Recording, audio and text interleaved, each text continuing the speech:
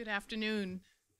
Thanks so much, Ronnie. It's really a privilege to be here, and it's not lost on me that I have some very large shoes to fill, knowing of all of the luminaries that have spoken here at the Age of Society. I want to, before I thank Alice, I want to reiterate what she said about mentors. They're so critically important. And I think back to when I walked through the doors at Kresge. Harvey Feinberg was the dean of the School of Public Health at the time, and a giant in his field in health policy and management, and a great leader, and enabled a lot of mentors to do the work that we currently do at the Harvard T.H. Chan School of Public Health. And mentors are found everywhere, and mentors are made, though, because of the people before them, the generosity that they spend in teaching and sharing. And so in addition to thanking Alice Mong, who's the executive director of the Asia Society Hong Kong, and Peggy Lam, who's the senior events and visitor service officer for facilitating this event, I want to thank you, Alice, for talking about the importance of mentorship. It really is fundamental to our educational mission. So I'm hugely delighted and honored to be here and to have a chance to talk with you today. I am a new dean. I'm 1.5 semesters in the role as a dean, and it's particularly exciting to have a chance to visit a country where the school that I lead has had deep roots. In preparing for this visit, I had an opportunity to learn that our school, which was founded in 1913, in its third year of existence, 1915, welcomed 3 Chinese doctors, 3 Chinese physicians, as our first international students at the school. That was just the beginning of a long history of collaboration and support for teaching and mentoring Chinese scholars.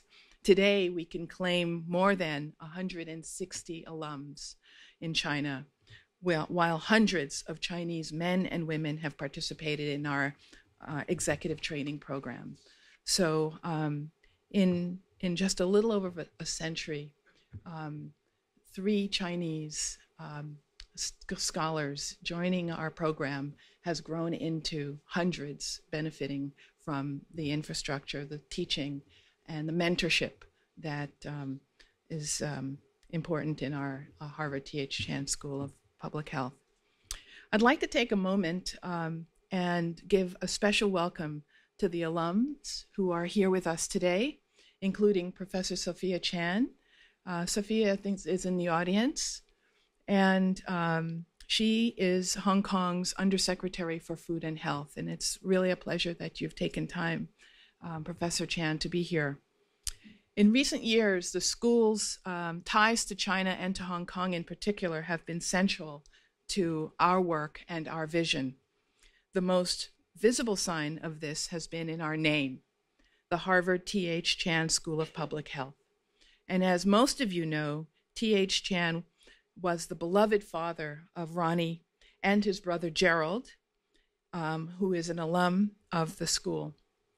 Ronnie, as I trust you know, you and your family, your generosity has really been a very important force in changing the course of history and inspires us today. As I was telling you last evening over dinner,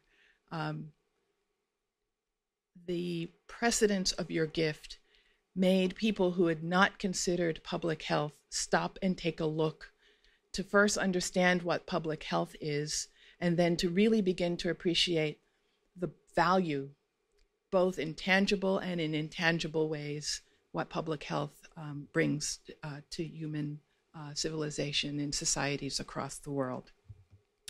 So as I mentioned, I'm a new dean, but my history with this school dates back to 30 years. And as I mentioned, I walked through the doors of Kresge during the years when Harvey Feinberg was the dean. I completed my studies there And I returned about 6 years ago to be chair of the Department of Epidemiology, and was thrilled, humbled to be invited to be the dean of the school.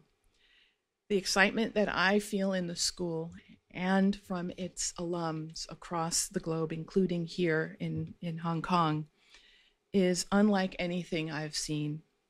It is truly a remarkable time for public health, but it is also a time where there are reasons to be concerned, particularly in this time when science and evidence are called into question. But these questions only hearten and reinforce our commitment as scholars and as public health professionals. As a school, we all stand for evidence-based research and for public policy. And so the assaults that have been increasing on towards science has only fueled our passion and deepened our commitment so much more. One place where this is particularly clear has been with our work in Hong Kong and in China. A big reason for this excitement and for our enhanced commitment is because of the role a new faculty member, Dr. Winnie Yip, is playing. Dr. Winnie Yip joined our faculty this recent fall, and she's an expert, one of the experts in health economics. One of her colleagues described her as follows: she is the leading health economist researching healthcare reform in China today. I really believe, and I know our colleagues in Boston believe, that we are incredibly lucky to have her back, that we were successful in recruiting her back from Oxford back to the Harvard T.H. Chan School. As some of you no doubt know, Winnie was a protege of the legendary Bill Zhao, who I believe has spoken here several times, Ronnie. Bill Zhao spearheaded the pilot of China's innovative low-cost insurance system, which now covers more than 90% of rural residents in China. Bill's extraordinary work really set the stage for our school's expanded and ongoing contributions in global health policy. And not only Winnie's work, but also the work of the Harvard's Global Health Institute, now headed by Ashish Jha, and many of you heard Ronnie introduce Professor Ashish Jha, is the head of this institute. I should also note that Professor Jha now holds the K.T. Lee Professorship of Health Policy, and this endowed chair, in itself a gift from the Harvard Club of the Republic of China. And this is a gift that I must say we continue to benefit from the fruits of more than 2 decades of this gift. My topic today is women's health, but ultimately what I really want you to take away from this talk is that what's at stake when we talk about women's health is everyone's health. Currently, Hong Kong enjoys one of the world's highest life expectancy, over 87 years for women and 81 years for men. Hong Kong has overtaken Japan in large part due to the dramatic progress in reducing tobacco use. Across China, life expectancies are rising. At the same time, this progress has an underside. And we've chatted about this as we were gathering for this seminar today. We continue to see dramatic disparities across the regions in life expectancies in the United States and in China and other parts of the world. And ignoring these disparities will be unadvised, and ignoring these would be at our peril. Something else that we fail to sufficiently acknowledge is the extended chains of cause and effect that shape our world. Last year, as you heard, the Harvard Chan School launched the Kum Chun Center for Health and Happiness. This center is a result of a gift from the Kum Ki family, And David, I'm so glad that you're here to join us. The family carries on a business that was founded in 1888 by their ancestor, Mr. Lee Kum Chun, who invented oyster sauce. As you heard, if you've not tasted, if you've not used, you really don't count much in Ronnie's book. For 5 generations, this is very important, for 5 generations, this family has adhered to the core values. And I put the characters and the words here because my pronunciation will do no justice. The Ji Li Zhen Ren, which I am told translates very importantly to considering others' interests. This idea that all of us are connected in ways both visible and hidden is at the heart of what I want to talk with you about today. More specifically, I want to show the connections between women's health and human health more broadly. And in this way of showing this connection to demonstrate how human health must be everyone's business. No one better illustrates this than Tu Yu, who in 2015 became the first citizen of the Republic of China to receive a Nobel Prize in the sciences. She was also the first of the Republic's female citizens to receive the Nobel. Dr. Tu received this great honor for her discovery of artemisinin, a drug that now plays an important standard role in antimalarial treatment. I've heard much about Dr. Tu from my colleague, Professor Diane Worth, who was honored to attend the award ceremony in person. As some of you know, Diane Worth heads the Harvard University-wide initiative Defeating Malaria from the Genes to the Globe. In Diane's words, Dr. Tu's research, and I quote, offers one the greatest example of the century. One of the greatest examples of the century of transmitting scientific discovery into real-world impact, an overarching and very enduring goal of public health. Among other things, I was fascinated to learn that Dr. Tu's breakthrough grew out of her studies of traditional Chinese medicine in the 1960s. All in all, I'm told that she gathered some 2,000 traditional recipes to combat malaria. One of these turned out to be effective.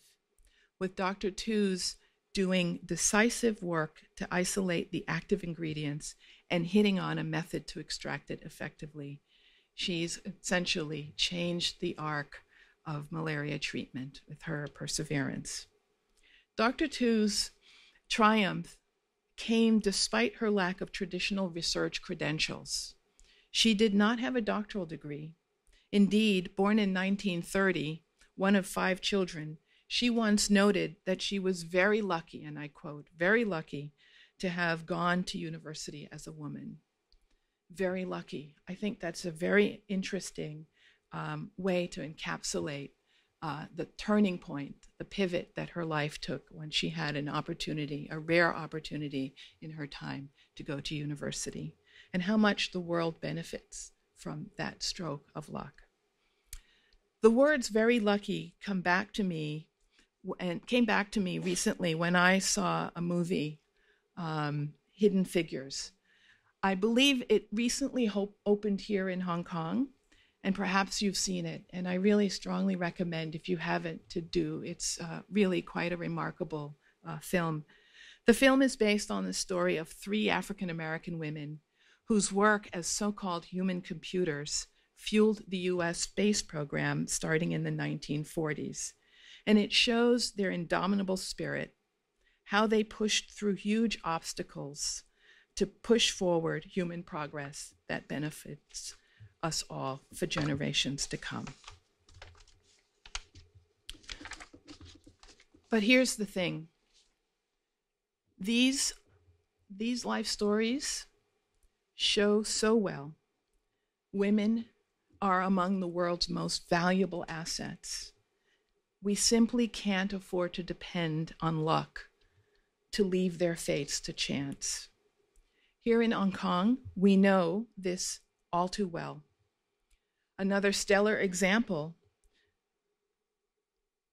is Dr. Margaret Chan, who headed the World Health Organization for the last decade. Born in Hong Kong, Dr. Chan launched her career in public health here and went on to become one of the world's foremost public health advocates.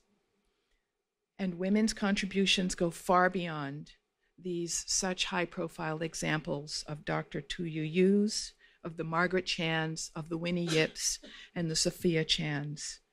These and they are just the tip of the iceberg. Consider this, for example. Harvard researchers have shown that patients treated by women physicians fare better than those treated by men. It's the data. At the same time, women physicians make less money than their male peers. Now, many of you come from the world of business. You measure success by results, right?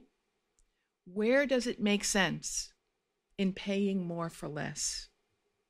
But that's exactly where things stand given our failure to appropriately value women's contributions. More broadly, we know that investments in women's health has a vast ripple effect throughout families and communities. This is why so many foundations and non-government organizations have come to focus on women. In the words of New York Times columnist Nicholas Kristof, I quote, "Women aren't the problem. They are indeed the solution," end quote. I always knew I liked Nicholas Kristof. Yeah, he's a terrific person. He's a really terrific, and even though I agree with him, he is a wonderful, wonderful advocate for gender rights and women's health. So let me be clear. We live in a time when solutions are desperately needed, and I was chatting with some of the students before. Some of the solutions are right here, and we haven't done enough to implement them. But we do live in a time where we have to both implement the things that we know to improve human health, but we also have to continue on the discovery side. So let me talk about a few areas where there are challenges and solutions are desperately needed. First and foremost, climate change. Climate change and pollution poses mounting risks. As life gets busier and more stressful, people are exercising less and are consuming more calorie-dense foods. As a result, we've seen soaring rates of diabetes, obesity, and cardiovascular disease. Take, for example, the prevalence of diabetes in Chinese adults. In 1980, the prevalence was 1%. It rose by 2014 to 9.4%. That's a growth rate faster than most other across the globe. And by 2030, there are projected to be 5 million diabetics in China, up from 93 million in 2010. That's a staggering five-fold increase that's being predicted. These are sobering figures around the burden of a chronic illness that we can prevent and control. Meanwhile, let's think about this. We face the continued threats of global pandemics, dangerous diseases that all too often elude notice until a crisis hits. In Asia, we saw this with SARS, an outbreak where the Harvard Chan School did important work, and more recently, the surge of H7N9 bird flu cases in recent months, raising concern and alarm. In the United States, more locally, we were confronting the Zika virus, a mosquito transmitted infection linked with microcephaly, or unusually small heads and damaged brains in newborns. But even as these global threats grow, it's becoming even more difficult to effectively combat them. In the United States, sharp cuts in government research funding continue to accelerate, and erode the basis for which our discovery and implementation of public health practices are supported.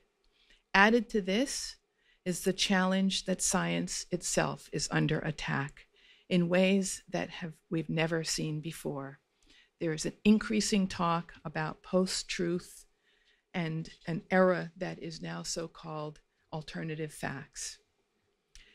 In this environment, the Harvard Chan School's mission is more important than ever before, and as I've suggested, the commitment to public health stronger than ever before. Simply put, we stand for evidence-based science and policy, and we see this as the only path to human progress. We do this through research, advocacy, healthcare, and this is critical, through building capacity, and building capacity by didactic teaching and mentoring, as we opened this session, so critically important. As a school with a global health mission, it is our honor and our responsibility, our obligation, to educate the next generation of public health leaders around the world. Notably, this is a major focus of the work of many of our faculty, including Professor Jha and Professor Winnie Yip, who aspires to help create a new generation of health policy analysts in China over the next decade. Now, when resources are scarce, it is and it can be quite tempting to focus exclusively on the immediate threats. But here's the thing. When we engage on such short-term thinking, we put our futures at risk. And the other thing is, remember, prevention is really not the stuff of high drama, but it's where investments have by far the biggest payoff. It is better to avoid setting a fire than to put it out. Take the deaths of healthy young women from pregnancy. Consider that. Or the complications of pregnancy that lead to maternal complications and morbidity. This is one heart-rending example that I want to share some statistics with you. Every year, the world sees some 300,000 preventable maternal deaths. That's more than 800 deaths in a single day. And it accounts, almost all of them, 90% of those deaths occur in the developing world. That's roughly the total of all live births in Hong Kong over the past 5 years. 300,000 preventable deaths per year. Significantly, these are needless deaths that have an outsized impact that ripples across society for generations to come. For example, when a woman dies, research tells us that her surviving children are more likely to die as well. Why? Because children are often abandoned by their fathers, undernourished, forced to drop out of school, and to take on difficult household and farming tasks, and the situation becomes untenable. And it becomes even more so when you consider just how very little it would take to save the lives of the mother and the generation that she's brought to the world. I want to share with you when I really started to realize the ripple effects. This was a moment where I was, this moment connects to China. This was several decades ago when I was a graduate student at the Harvard Chan School. It was early in my career. I was looking for a field experience, and I thought I would go to the US CDC and serve as an intern in my summer months. And during the summer months in 1987, I had a chance to look in on a landmark intervention study that the US CDC and the China CDC, along with Peking University, were undertaking. And this was a trial that they were undertaking to look to see, show how taking B vitamin, the B vitamin folate, before and shortly after pregnancy would reduce the risk of a serious birth defect, neural tube defect, the most common of which is spina bifida. And this trial eventually showed that taking the vitamin before and during early pregnancy could result in as much as an 81% reduction in the occurrence of this devastating birth defect. Now that sounds very easy. You can eliminate almost all of the neural tube defects, at least 81% from the evidence of the trial, by just taking a vitamin every day. Sounds easy, right? That said, from that early lesson, we learned that it's more difficult to convince women to take vitamin supplements, more difficult and more costly than we could have imagined. This was borne out in a very large study that was done in northern China in Shangjing province, where the government launched a program that provided free supplements to all women in a rural household who were planning to become pregnant. And this was a trial that started in 2009. Sadly, an evaluation of this massive intervention showed that most women were still not taking the folic acid before pregnancy. And as a result, the neural tube defect rates impact remained modest. Faced with the reality that the intervention, when provided to large populations of women, did not work, some 80 countries moved in a different direction. These 80 countries chose a more passive way of providing the intervention through fortification of cereals and other staple grains with folic acid. When this happens, women get the necessary vitamins simply through eating their regular diets, and it takes zero added effort or thought on the part of reproductive age women. Today, this passive intervention approach is widely recognized as one of the most successful public health interventions of the last 50 to 75 years. The United States, Canada, and Chile, for example, have seen reductions of neural tube defects on the range of 30 to 50% since fortification began. For all of its public health progress and the significant contributions that China brought to the evidence of the importance of folic acid for preventing neural tube defects, China is not yet on board in a fortification program. And I hope that in my lifetime we would see this change, because many pregnant women in rural communities, particularly in the northwest parts of China, could benefit greatly from this intervention, where the rates are 10 times higher than rates seen in other parts of the United States. Many of our greatest public health challenges, the reason this story is important to me, it illustrates just how hugely complex our public health challenges are and how thoughtful and careful we have to be in thinking about interventions. They're hugely complex challenges that we face, and they do require millions of dollars over decades to make inroads. It also requires the political will to support and implement policies that promote and protect health of populations. In this and in every other example we can think of, simple, small investments can lead to major impacts. The Harvard Chan School has long been committed to working on both fronts, and is one of the very best examples I think that we can share with you is our work with the China Health Partnership that is now headed by Dr. Winnie Yip. The China Health Partnership was launched in 2005. It's a program that was originally known as the China Health Initiative. Its name has recently been changed, however, from initiative to partnership, and this was deliberately done to reflect the spirit of this truly collaborative and bidirectional effort.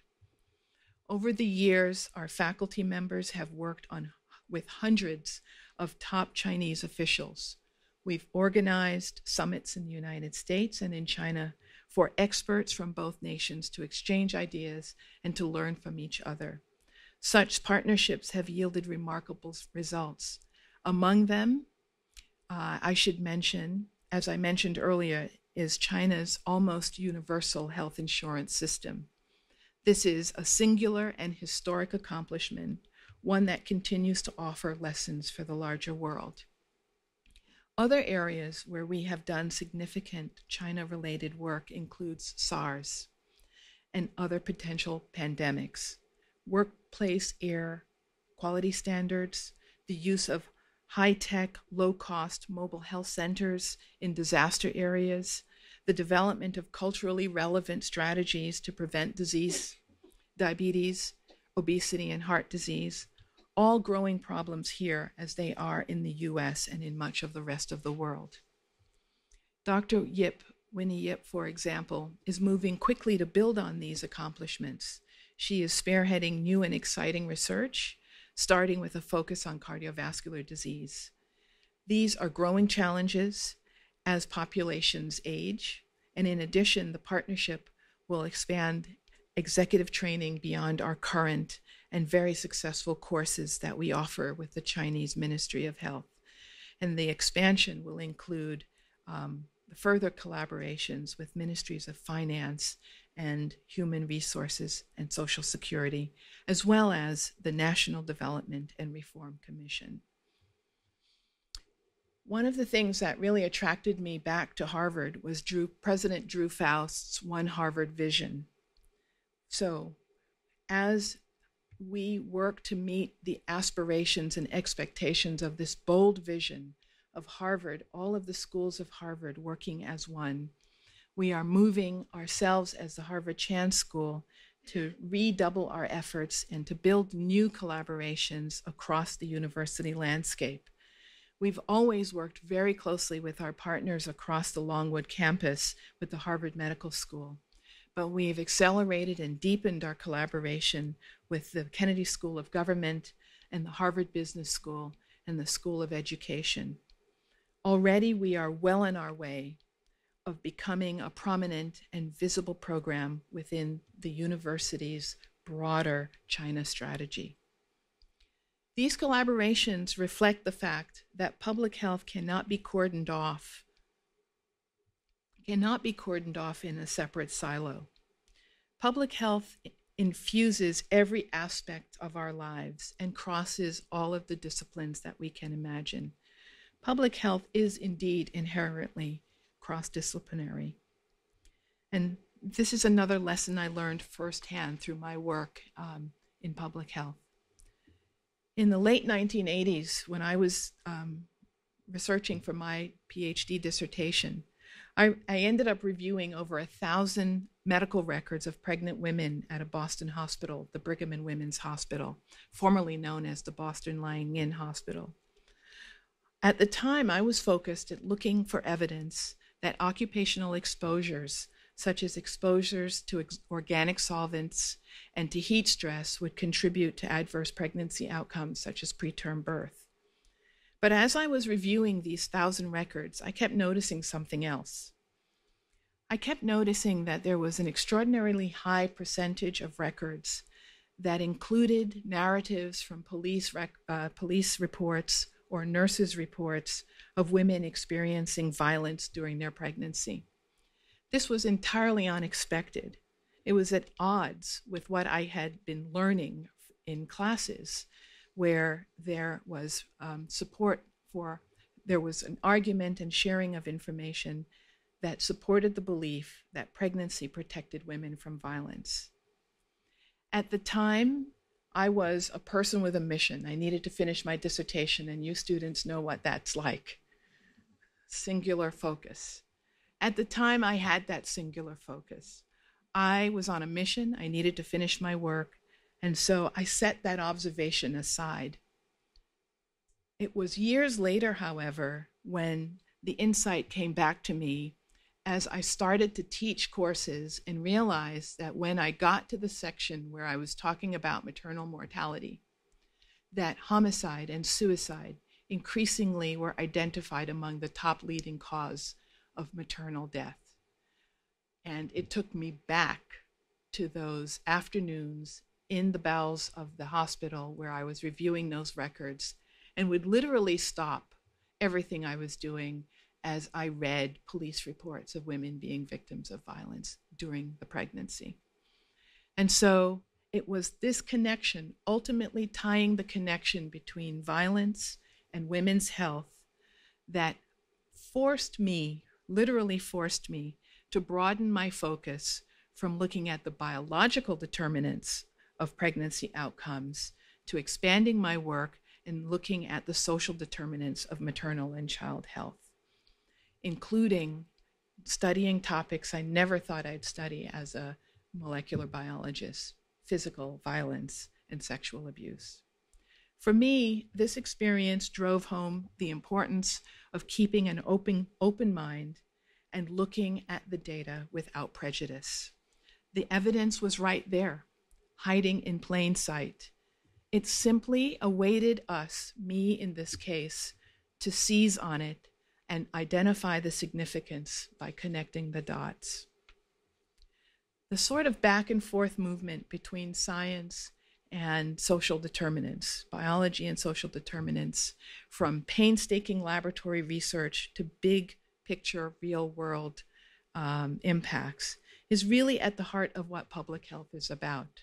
It underscores the extent to which everything is related, often in surprising ways. For example, let's go back to climate change. This is a global threat that poses special risks to coastal areas, including Hong Kong. More broadly, people living in coastal regions of Asia, especially cities, are expected to face some of the worst effects of climate warming. This is one of the reasons for the establishment of the Hong Kong Jockey Club Institute of Disaster Preparedness and Response to serve Hong Kong and the Asia-Pacific region. The Harvard Chan School is really quite proud to be part of this collaboration through our FXB Center for Health and Human Rights. Along with coastal flooding and land loss and the risk of disease and drought and food shortages, all of these loom large for urban areas. If you follow the news, for example, you'll know that these risks come at no surprise. But here's something you might not have thought about. Climate change is also very much a women's health issue. Women are likely to feel its effects first and most. The most obvious reason for this is the role of women in gathering food and water in many societies. Indeed, on average, it's reported that some 63% of the world's rural households depend on women to get the family's drinking water. And if water is less available, what does it mean for the quality of life for women and girls? It means less time for other things, such as going to school, less time for childcare. Let me talk about Nicholas Kristof again, one of my favorite columnists. He recently highlighted in a really quite incredible report that he wrote and submitted from drought-stricken Madagascar. While visiting there, he saw dying babies and families reduced to eating cactus and even ashes.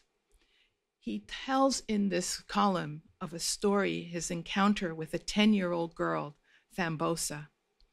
Normally, he said, she would have been a third-grade student.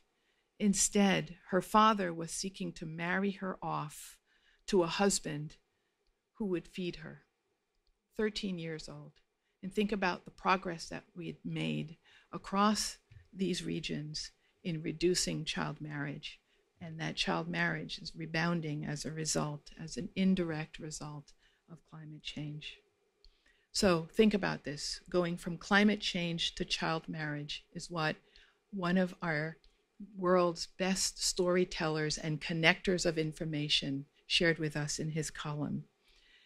This connection, climate change to child marriage, is another great example of the chain of cause and effect that runs through public health. You've probably heard of the butterfly effect, the theory that a butterfly flapping its wings in the United States could cause a hurricane in China. Consequences ripple outward is often done in such surprising ways. Awareness of this rippling effect and an awareness of this truth is growing. And with it comes a welcome recognition that public health is really the foundation of every social good, from economic prosperity to personal happiness.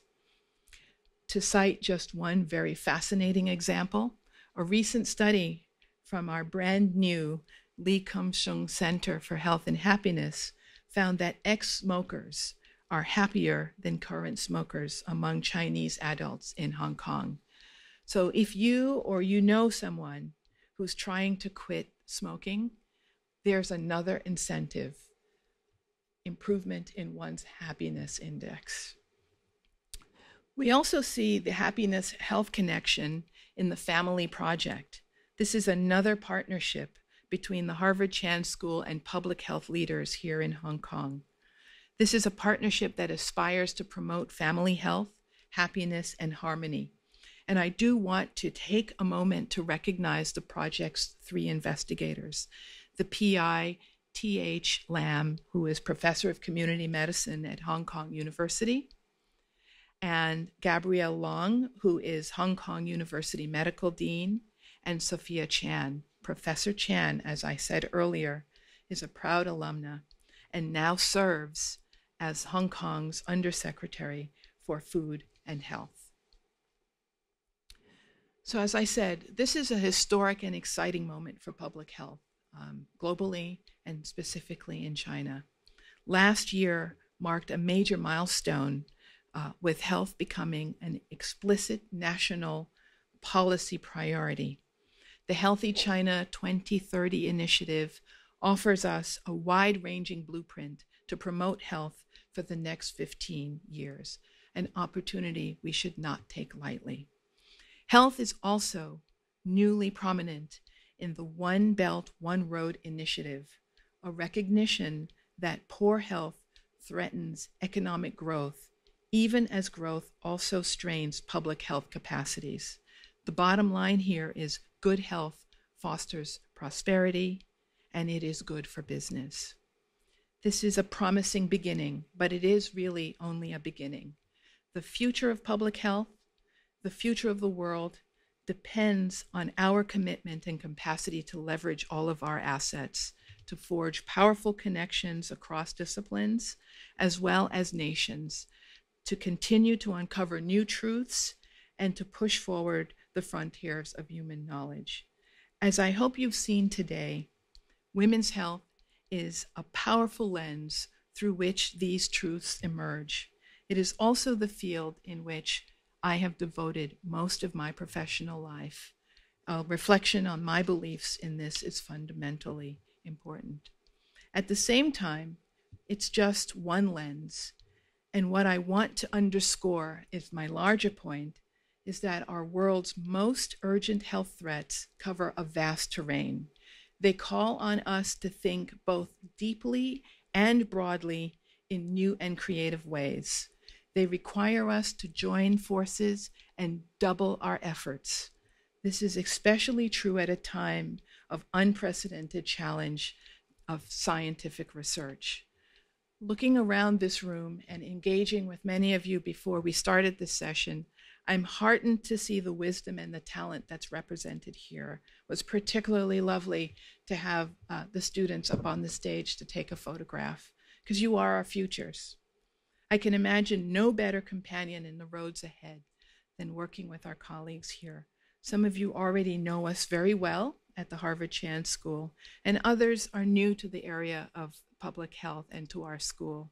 And I have no doubt that every one of you has much to offer to public health. And I hope that this is really just the start of our public health conversation. If you're interested in diving a bit more deeply, consider enrolling in one of our online courses, and they're free. The Harvard X course, taught by some of our most extraordinarily talented educators, our faculty members, are participating in the Harvard X teaching platform. And more than 3,500 students from China and Hong Kong have already completed Harvard X courses since we launched the platform in 2012. There's also much information available on our school's website, and so I hope you'll visit. And finally, I really am looking forward to hearing from you myself. I'd like to start now, if we may, and begin a conversation, perhaps some exchange, some question and answers. And I want to thank you for your attention this afternoon.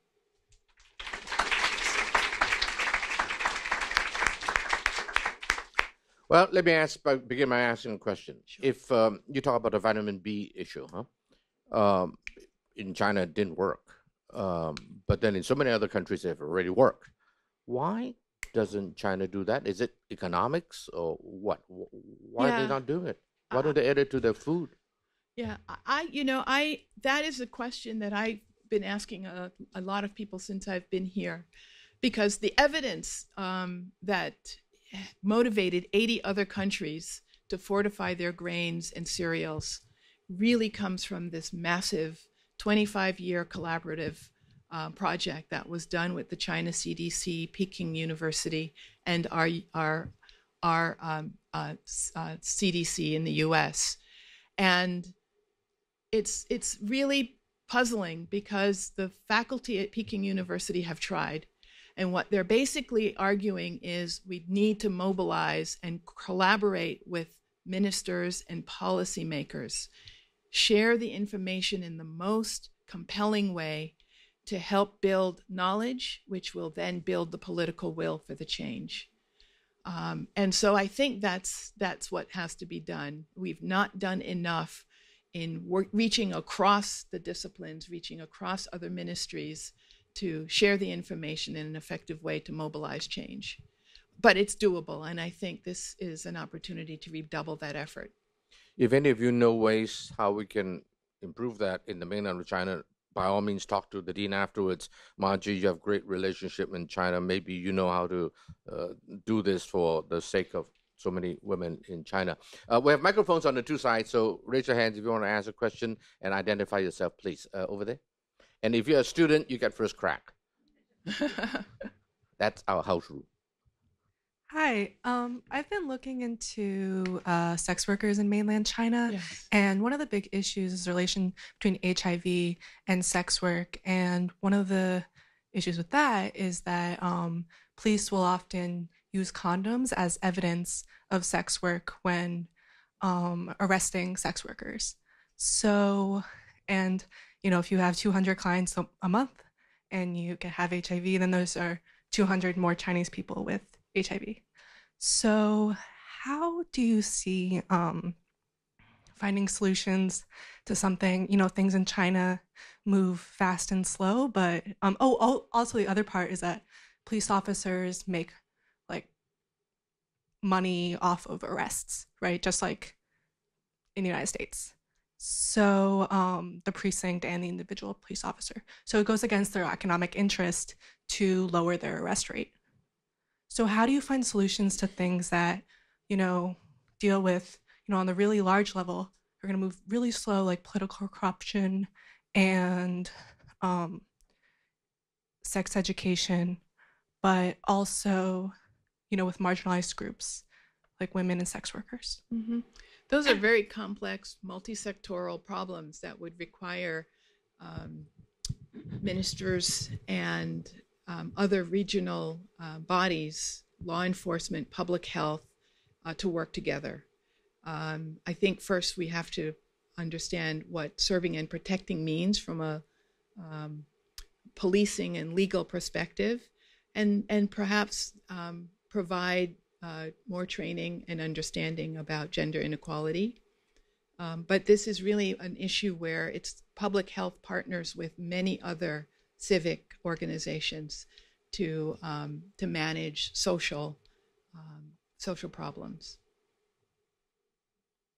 Could public health be a coordinator in all these activities, or what is the role? Yeah, I think public health could be a coordinator, a participant, even an educational role in trying to highlight the social determinants, the social forces, to weigh and balance the risks, benefits, for example, to penalize or to use possession of condoms as an indicator of commercial sex work undermines a bit of the public health message and the public health value of barriers for safe sex for people not involved in the sex industry.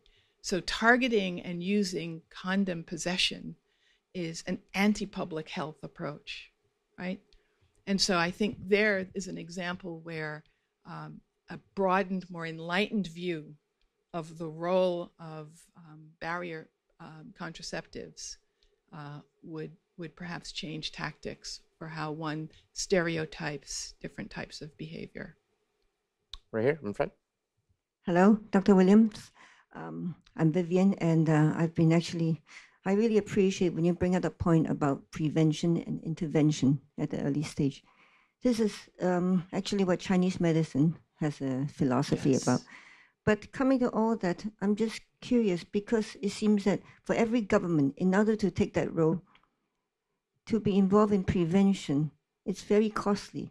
And a lot of times you don't see the results so early. Yeah. And I really need to ask from experience, how do you ever convince a government, all right, to spend more time and more human resources and money on doing that? Yeah, your questions are so important and so insightful. So it's costly, but I think the most difficult challenge is these are not quick fixes where you're going to see results right away. Sometimes it might take an entire generation. And so what I think we have to do is educate and persuade and communicate effectively that the interventions often, many times, it's more than the term in office, that one has to think expansively, that one has to recognize that these are complex problems that require very careful, thoughtful commitment to sustaining the intervention to see the results. In the case of the neural tube defects prevention, that's an example where the timeline from intervention to impact is very short. The pregnancy is a time-limited period. But what's different there is, do you put the burden on the individual in a setting where we know so many pregnancies? In the United States, less than half the pregnancies are planned. An intervention where you're expecting women to start taking a vitamin would require them, all reproductive age women, to take it for it to be effective. But a passive intervention where grains are fortified, then all women are meeting the requirements for the folic acid without having to think about taking a pill and without having to do something that we haven't been able to implement, which is planning that pregnancy and doing the preconception care that would be required. So I think it's explaining the complexity of the problem, recognizing that the problems require a commitment of sustainability and an understanding of human behavior. Please, go ahead, Vivian. The microphone is on the way. We're looking at a healthier future population, and it starts from pregnancy. A lot of countries, the women have hardly enough to eat, and yet how would you expect them to pay for a vitamin, right? That doesn't, make too much sense at that moment. Yeah. But, the experiment that was done in Jiangxing province was provided for free, and it still didn't have the effect. And it was because it's that the thoughtfulness and the regimen, the routine of taking the vitamin was so outside of the normal approach to life. I'm involved in the Children Medical Foundation, and this is part of the Project Hope, project. We have about nearly close to 18 centers in China taking care of prenatal, problems and postnatal, and a lot of times, apart from the cost of it, really the education part is very, very important. Yes. Yeah. And so I think this, as you say, might be good to start in school also. Okay, who's the next? The lady? And then over Thank you very behind. much, Dean Williams. I'm a journalist, but I also sit on the board of one of those NGOs, US-based NGOs that you mentioned, and we work in reproductive health. And as you know, we face a huge challenge with the global gag rule being reinstated by the Trump administration, and the most draconian form of this rule. So assuming nothing is going to change for us and for all our sister organizations in the next 4 years, what can we do? I mean, we're losing huge amounts of funding for programs in the Philippines, in Ethiopia, in Togo, in Bangladesh, in India. And that will have the ripple effects exactly as you described. Yes, it will. And this question comes up all of the time. I will tell you that as I've traveled and as I have sat and asked that same question, collectively, we recognize that this is where philanthropic support is going to be a very important stopgap. Just last evening, there was a town hall where, one of the speakers talked about family, Planned Parenthood. The idea is to keep cutting because funds are fungible. And that's a statement that's so coded in, we just want to get rid of the organization. Because if they exist and if they have any government funds, it'll be transferred to providing primary health care, and other funds will be fungibly brought in to provide family planning. It's women's health is under threat, and we'll have to think creatively and really come together and depend more on non-government organizations to help keep these institutions going and keep providing the preventive care that we know is so critically needed and so important and impactful in women's health around the globe. That said, Michelle, is it possible to get, for example, the Chinese government to step up and do a little bit more in this area, just helping other countries' health? The Europeans are helping. The Scandinavians are helping, I know, right? The lady at the back, Hi, good afternoon. I have a different question. You mentioned earlier about the rising incidences of obesity and diabetes, especially in China, other emerging urban centers in Asia as well. And on the other side, in the rural hinterland, we have different problems of malnutrition and lack of understanding of nutrition completely. So these are totally two different things. So how would public policy, deal with both of them? And attached to the urban epidemic of children and everybody else with obesity and diabetes is how the consumer goods industry, right? We see it's the trans fats, the food that is being sold and how it is being marketed. A lot of that is seen to be the right diet these days in a lot of urban centers. So the education needed, how that challenge, how would you, advise that can be dealt with? Because you point to the fact that we are still globally going through a massive demographic, economic, and social shift, where we have the unfinished business of the infectious disease, non-communicable disease, epidemics.